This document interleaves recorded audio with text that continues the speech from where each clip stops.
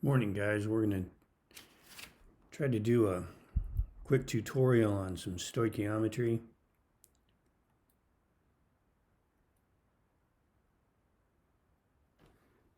So let's see if we can get this thing to work. So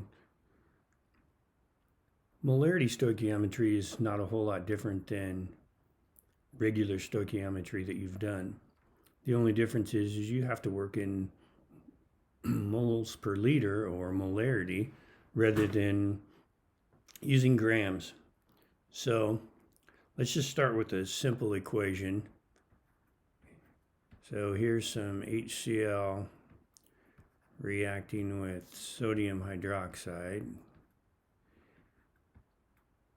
And of course, one's an acid and one's a base, and it's a neutralization reaction, so you end up with a salt, so in this case our sodium chloride, and then we end up with water. So in a typical stoichiometry problem involving molarity, you would be given the concentration of the molarity of something and some volumes. So in this example, we're going to have a 0.5 molar HCl, and we'll say that we have 20 milliliters of it.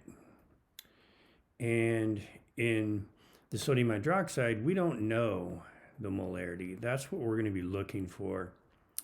But we carefully measure during a reaction, and we find out that it takes 25 milliliters of this unknown sodium hydroxide solution to neutralize 20 milliliters of 0.5 molar HCl. So the question that it's asking is this: what is the molarity of the NaOH? So we've already done step one, that is to write a balance equation, which we have. Step two is simply to find the moles of what you're given. In this case, we're given HCl. So we know it's 0.5 molar. We know molarity equals moles over liters, so we can solve for X moles. We can change 20 milliliters to liters, which would be 0.02 liters. If we solve for X, we end up with 0.01 moles of HCl.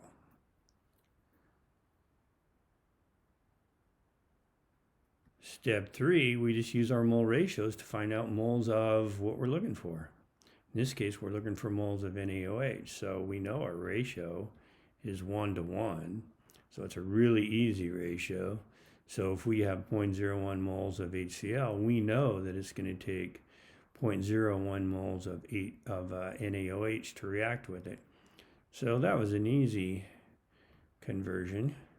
Our 1 to 1 ratio tells us that we're going to have 0.01 moles of NaOH.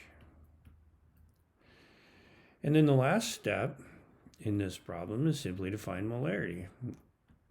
We know molarity equals moles, which we just figured, 0.01 moles. And we know we have 25 milliliters of the solution, so we change that to liters, 0.025 liters. We divide 0.01 by 0.025, and we end up with 0.4 molar NaOH. So other than the fact that you're working with molarity now, stoichiometry is exactly the same. You're using the balanced chemical equation and the ratios in that balanced chemical equation to solve various problems using molarity. So that was a straightforward, simple one. I'll try to put up some other ones where the ratios aren't 1 to 1. We'll do some precipitation reactions as well. Anytime you have solutions, you can use molarity.